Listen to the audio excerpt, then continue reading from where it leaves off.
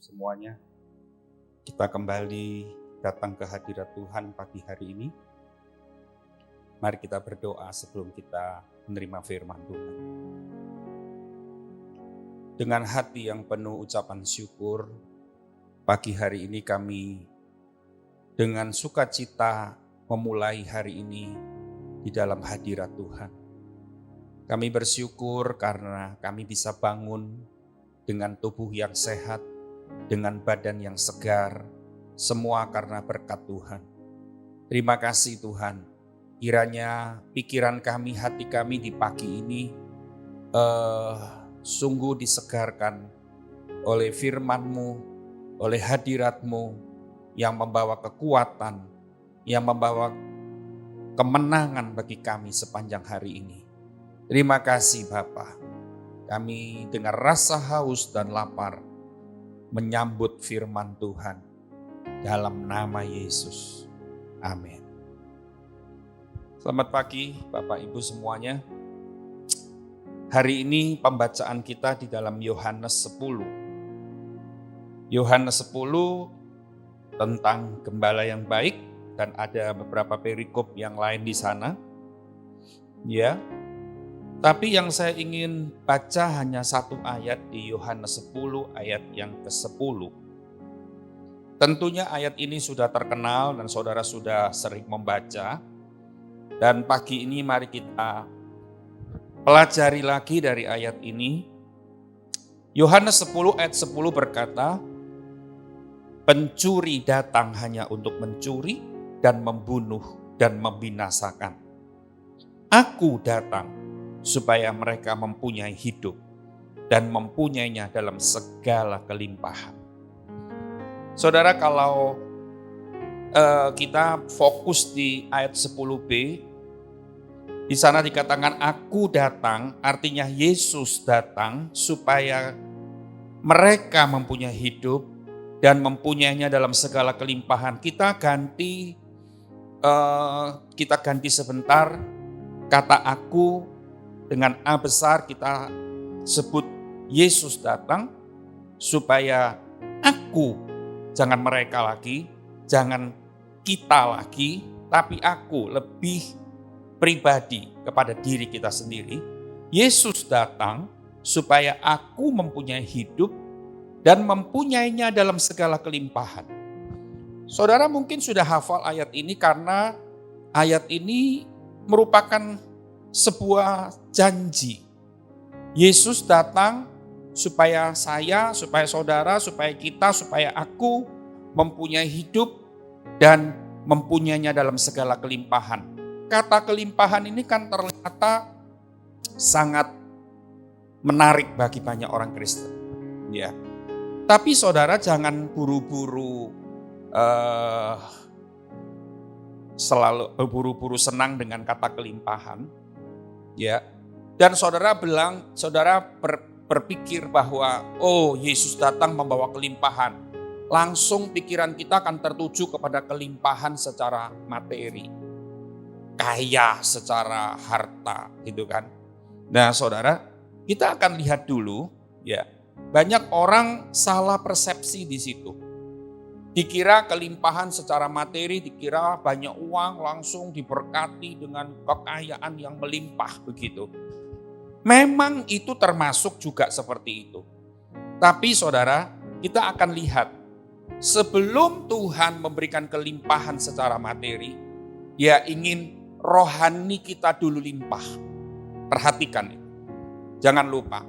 Saudara jangan jadi orang Kristen yang fokusnya cuma kepada materi, cuma kepada duit saja. Matius 6 ayat 33 ayat yang terkenal berkata, carilah dahulu kerajaan Allah beserta kebenarannya dan kebenarannya. Artinya gini, sebelum Tuhan berurusan dengan materi kita, sebelum Tuhan berurusan dengan harta duniawi, ya sebelum Dia berurusan dengan uang, Dia akan lebih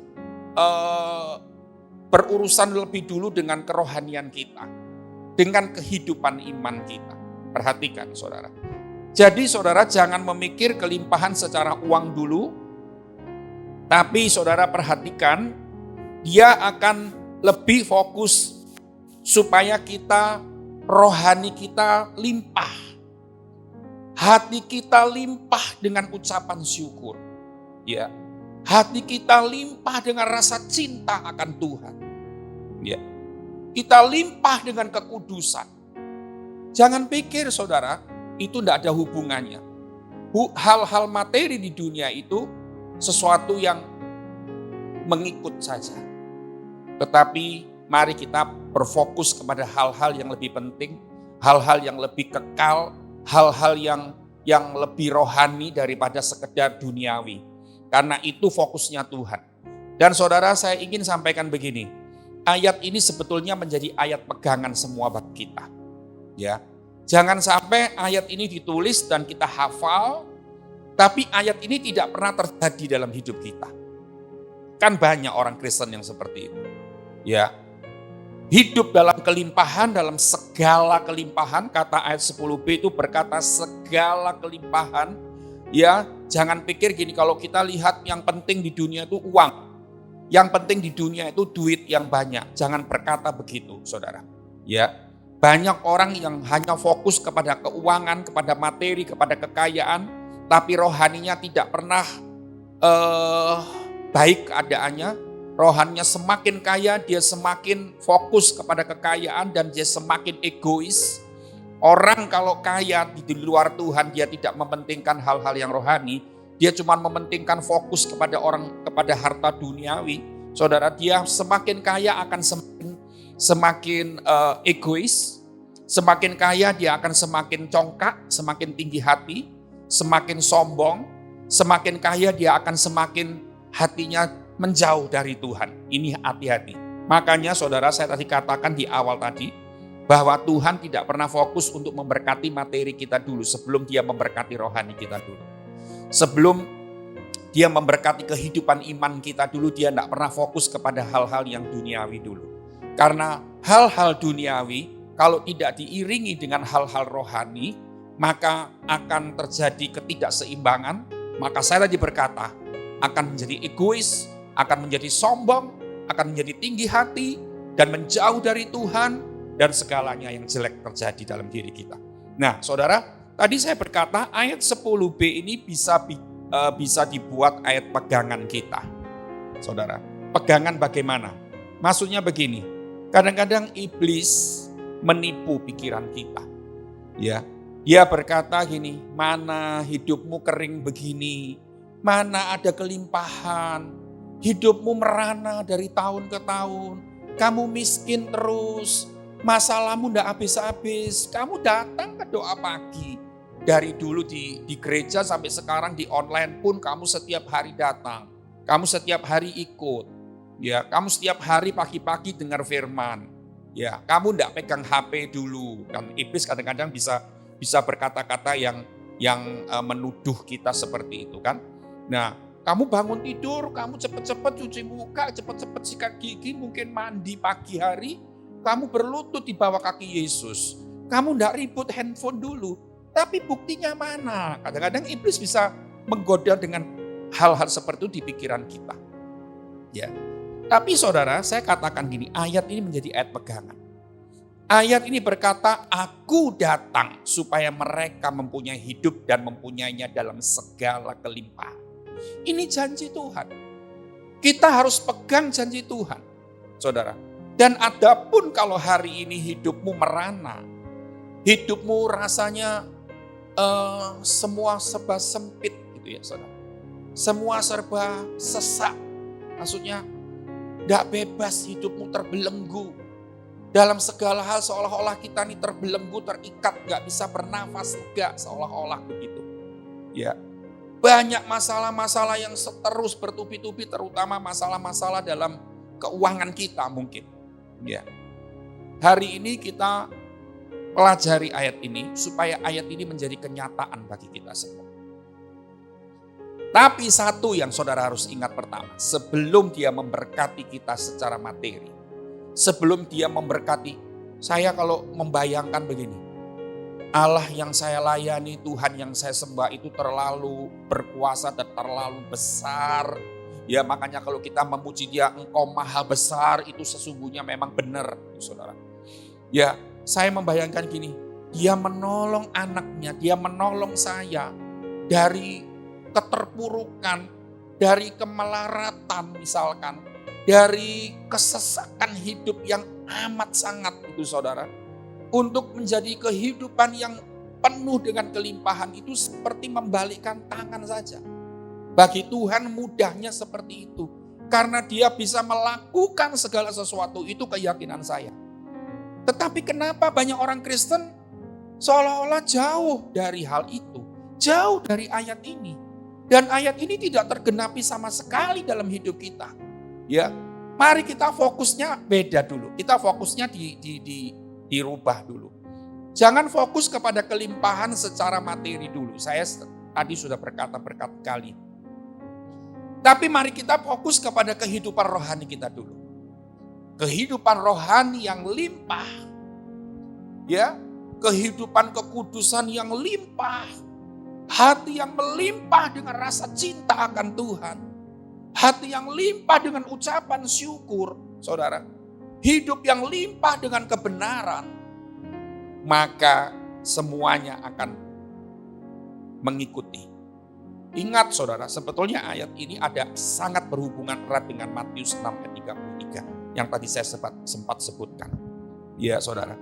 Jadi mari kita fokus kepada kerohanian kita dulu, kehidupan imanmu. Saudara, saya pernah berkata gini, tidak jaminan orang Kristen yang setiap pagi mencari Tuhan, kehidupan rohaninya limpah. Limpah dengan kekudusan, gak jaminan juga. Ya saudara, saya berkata orang yang limpah dengan rohaninya, kehidupan rohnya yang diberkati, kehidupan imannya yang berkobar-kobar, kehidupan imannya yang bertumbuh dan berbuah. Iya, salah satunya saudara, tandanya saudara semakin haus akan Tuhan. Dan kalau saudara datang pagi hari di rumah, di kamar saudara, ini salah satu tanda saudara memiliki kehausan akan Tuhan. Saudara, tapi saya tadi katakan, orang yang selalu datang doa pagi belum jaminan dia sudah hidup kerohaniannya melimpah.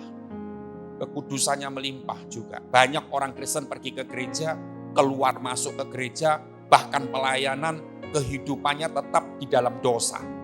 Tetap di dalam keadaan yang tidak benar di hadapan Tuhan. Ini banyak juga seperti itu. Ya, saudara. Jadi mari hari ini kita akan belajar. Kehidupan rohani, ini diurusin dulu. Ya, jangan sampai rohaninya semakin kurus, kita tidak pernah ngurusin, tapi kita cuma ngurusin bagaimana kita kaya. Saudara, mari hari ini kita belajar bahwa Tuhan ingin berurusan dulu dengan kerohanian, dengan kehidupan iman kita. Ya, saya sering menjumpai di sekitar saya, ya, orang-orang Kristen yang tidak fokus kepada hidup kerohaniannya. Bahkan sekarang di bulan-bulan, di 7 bulan terakhir ini, ibadah online. Apa sih susahnya ibadah online? So, enggak usah pulang, enggak usah keluar rumah, tinggal di rumah, hanya ceklik handphone, ceklik laptop, saudara, kita sudah bisa mengikuti ibadah. Tapi itu pun kadang-kadang orang Kristen berkata, hari ini aku tidak bisa ibadah, aku sibuk. Gitu saudara. Ini menandakan bahwa kehidupan rohaninya belum mengalami kelimpahan. Nah, tadi di ayat 10a berkata, pencuri datang hanya untuk mencuri, membunuh, dan membinasakan. Banyak orang Kristen alami justru di 10a. Semuanya dicuri dari hidupnya. Ya, imannya dulu, wah, sukacita begitu saudara. Tapi banyak orang Kristen yang alami sukacitanya dicuri oleh iblis. Melalui apa? Melalui masalah demi masalah. Saudara, saya katakan begini saudara, bahwa tidak harus orang yang mengalami masalah itu harus kehilangan sukacita. Enggak. Saudara, saya pernah cerita di sini 1 tahun yang lalu, tepat di bulan Agustus September ini, saya mengalami musibah. Tapi saya tahu gini, Melalui musibah ini Tuhan mau uji saya kehidupan saya ini menjalani dengan kehidupan yang penuh dengan masalah dalam musibah yang besar itu. Saya menjalani dengan sedih, nelongso, ya, dan kecewa, ngomel, atau saya menjalani dengan sukacita. Saya menjalani dengan ucapan syukur setiap hari karena saya selalu mendapatkan alasan untuk mengucap syukur pada Tuhan. Apakah Tuhan lihat saya seperti yang saya ucapkan ketika saya mengajar jemaat, atau saya cuma pinter ngajar tanpa ada perbuatan? Tuhan menguji semua di situ. Yang saya dapatkan begini. 1 tahun yang lalu saya ngalami begini. Ketika semua masalah itu terjadi bertubi-tubi, ya, masalah besar yang saya tidak pernah bayangkan itu terjadi, tiba-tiba terjadi. Yang saya alami begini, saudara. Saya sungguh fokus untuk terus tidak pernah sedikit pun nyeleweng dari kehidupan rohani yang saya fokuskan, supaya di masa-masa sulit hidup saya, masa-masa gelap hidup saya ngalami kehidupan rohani yang semakin berlimpah. Saya mengalami sukacita yang semakin melimpah. Saya mengalami hati yang penuh dengan ucapan syukur itu yang semakin terbukti, begitu saudara. Karena kan banyak orang kalau memang lagi baik-baik dia bisa bersyukur, mudah untuk mengucap syukur. Tetapi bagaimana ketika hidup kita seolah-olah di ujung tanduk gitu, saudara. Ketika hidup kita sulit, bisakah kita mengucap syukur? Ini kan sebuah pencapaian rohani. Ini kan sebagai hal yang harus dipelajari, harus dilatih terus. Kalau kita mengajar jemaat untuk bersyukur dalam keadaan yang keberkatan itu, semua jemaat pasti bisa. Semua orang tidak harus berjuang untuk melakukan seperti itu. Tapi untuk bersyukur di tengah-tengah banyak masalah dan banyak musibah terjadi, itu sesuatu yang kita tidak bisa otomatis terjadi. Tanpa perjuangan, tanpa sungguh-sungguh melatih dengan keputusan yang benar, keputusan yang bulat, kita tidak akan bisa mencapai sesuatu level seperti itu. Dan yang saya tadi katakan, ternyata saya bersyukur menjalani 1 tahun ini, hati saya semakin menjadi hati yang kuat, makin seolah-olah tahan banting seolah-olah. Dan saya sungguh-sungguh menikmati kehidupan rohani yang semakin diberkati oleh Tuhan, ya saudara. Karena kehidupan rohani yang diberkati itu bukan cuma perannya Tuhan, tapi peran kita juga bersama Tuhan, saudara. Dan saya menikmati janji-janji Tuhan akhirnya. Sungguh-sungguh di musim-musim musim-musim yang sulit ini, ya, semua orang tahu, semua gereja tahu, semua pendeta tahu, ya, masa-masa 7 bulan ini masa-masa yang sangat sulit, sangat kering. Tapi Tuhan buktikan, bukan cuman asal Tuhan buktikan begitu saja, tapi Tuhan membuktikan janjinya itu digenapi, dan itu juga karena kita mau tetap fokus kepada hal-hal yang kekal, hal-hal yang mulia, lebih dari sekedar materi dan harta duniawi. Sebab itu saudara, jangan pernah kehilangan sukacita. Walaupun saat ini kehidupanmu mungkin tadi saya bilang pencuri, iblis itu lagi mencuri, lagi membunuh, lagi membinasakan. Karena memang iblis itu kerjaannya seperti itu. Mencuri, membunuh, membinasakan. Mencuri sukacita kita. Ya. Mencuri kekudusan kita melalui masalah demi masalah. Tapi kita orang-orang Kristen yang dewasa, kita harus tahu di tengah-tengah masalah, di tengah-tengah banyak hal yang terjadi yang sulit dalam hidup kita. Ya, jangan sampai kita bisa dicuri oleh iblis. Ya, saudara, jangan sampai kita dicuri oleh iblis, oleh pencuri itu. Kita harus tetap berwaspada. Jangan sampai pencuri itu bisa membunuh kita. Karena kalau kita sudah sukacita kita sudah dicuri oleh iblis, kita jadi tawar hati, kita jadi kecewa, ikut Yesus kok kayak gini, melayani Tuhan kok kayak gini, gitu kan saudara. Nah, akhirnya dia bunuh iman kita. Nah, saudara, dia binasakan kehidupan rohani kita. Itu yang terutama. Ya. Saudara tahu, kita ini makanya dari tadi awal saya sudah bilang, jangan fokus kepada materi hal-hal duniawi dulu. Karena saya mau berkata, pencuri, si iblis, si jahat itu dia tidak fokus kepada materi kita dulu. Dia fokus kepada hal-hal yang rohani dulu. Dia matikan iman kita dulu. Ya. Dia mau jarah sukacita kita dulu. Karena dia tahu kalau rohani kita limpah, rohani kita diberkati, ucapan hati kita selalu melimpah dengan sukacita, melimpah dengan ucapan syukur. Dia tidak punya peluang sedikit pun untuk menghancurkan kita. Justru dia mau matiin itu semua. Makanya saudara, fokusmu tidak boleh ke hal duniawi dulu. Hal duniawi itu nanti aja, seperti iblis. Ya dia juga mau mencuri hal-hal yang rohani dulu. Ini hal-hal yang terpenting bagi dia. Ini harus dijarah dulu. Hatinya ditutup dulu. Supaya kita kecewa, supaya kita putus asa. Supaya kita menyerah. Dan supaya kita larikan diri. Bukan lari kepada Tuhan. Itu iblis. Dan akhirnya kalau kita lakukan semua itu dia berhasil. Dia tinggal ngukuti semua harta duniawi kita. Materi kita dia tinggal ringkes semua. Ya. Sebab itu saudara jangan bodoh jadi orang Kristen. Jadi orang Kristen mesti pinter. Tuhan juga fokus memberkati rohani kita dulu. Iblis kalau mencuri juga dia fokus mencuri kerohanian kita dulu.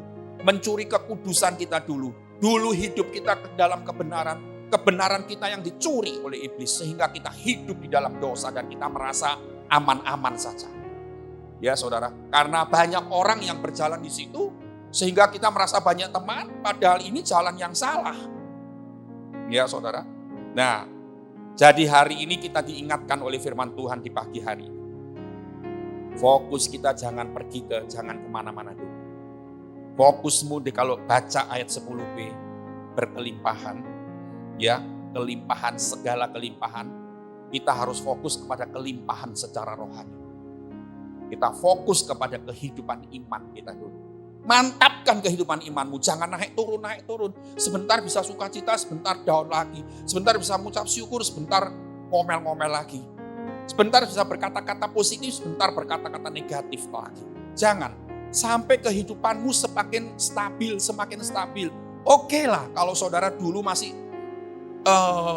naik turunnya itu masih terlalu jauh begitu, oke lah. Tapi semakin engkau belajar mengenal Tuhan, semakin engkau belajar firman, maka naik turunmu tidak semakin jauh dulu, tidak semakin jauh lagi, sedikit aja. Lama-lama engkau akan menjadi seorang Kristen yang lebih stabil. Ini yang harus dicapai. Kalau engkau sudah memiliki kehidupan yang stabil, dihantam badai apapun, saudara tidak oleng. Saudara tidak goyah lagi. Saudara tetap kuat. Ya saudara, ini yang kita harus capai sebagai orang Kristen. Jangan cuma sebagai orang Kristen pinter ngomong tok, saudara. Jangan sebagai orang Kristen cuma pinter bahasa roh tok, tapi bahasa rohmu itu harus dibuktikan dengan kehidupan rohani yang semakin stabil. Nah saudara, dan kalau saudara berhasil mengalami seperti itu, wow saudara, kehidupan yang limpah secara materi pun Tuhan sediakan. Bukan cuma secara materi, keluargamu juga dilimpahkan dengan kebahagiaan. Keluargamu dilimpahkan dengan keharmonisan.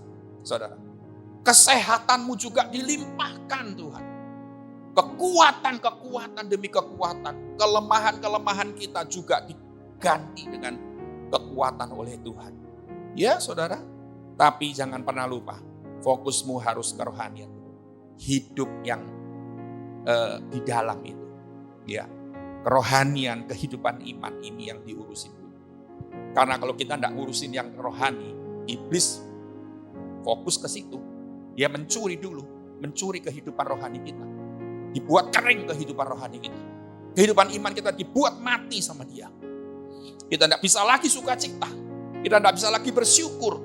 Kita tidak bisa lagi memuji Tuhan. Tidak bisa lagi. Yang ada hari demi hari kata-kata yang jelek terus keluar. Ya saudara.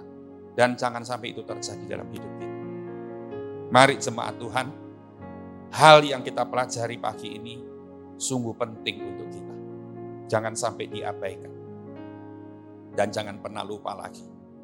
Kehidupan rohani yang melimpah akan melahirkan kehidupan di dunia ini juga akan mengalami kelimpahan.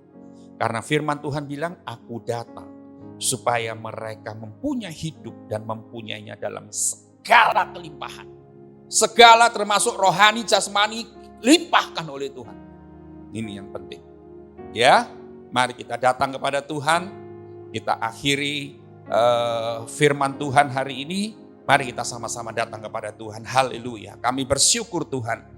Engkau Bapa yang sungguh menyediakan kelimpahan kepada kami. Kalau kami lihat iblis selalu menjaga dan nyanggong kami untuk mencuri hal-hal yang penting dalam hidup kami. Sebab itu kami tidak bisa diakali oleh iblis lagi. Kami tidak bisa dibodohin oleh iblis lagi Tuhan. Kami sungguh jadi orang Kristen yang bijaksana, orang Kristen yang pandai. Fokus hidup kami bukan kepada hal duniawi, tapi kepada hal-hal rohani. Karena iblis mau mencuri hal-hal itu dulu. Terima kasih Tuhan untuk penjelasan firman-Mu pagi ini. Supaya kami sungguh mengalami ayat ini dalam hidup kami. Kami bukan cuma teori, secara teori kami hafal dan pinter. Tapi dalam pengalaman-pengalaman berjalan bersama Tuhan, pengalaman-pengalaman rohani kami sungguh banyak. Dan sungguh itu ketika kami bagikan bagi orang lain, itu menjadi hidup. Karena kami sudah mengalami terlebih dulu. Terima kasih Tuhan, terima kasih.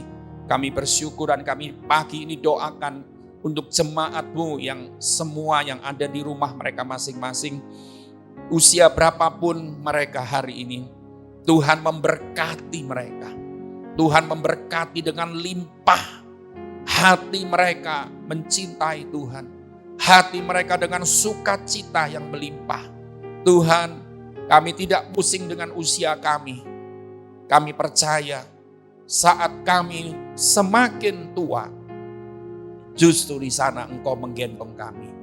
Semakin kami bertambah usia secara jasmani, tapi kami tahu Tuhan semakin kami membuktikan Tuhan dari muda sampai kami tua, Engkau tidak pernah meninggalkan kami.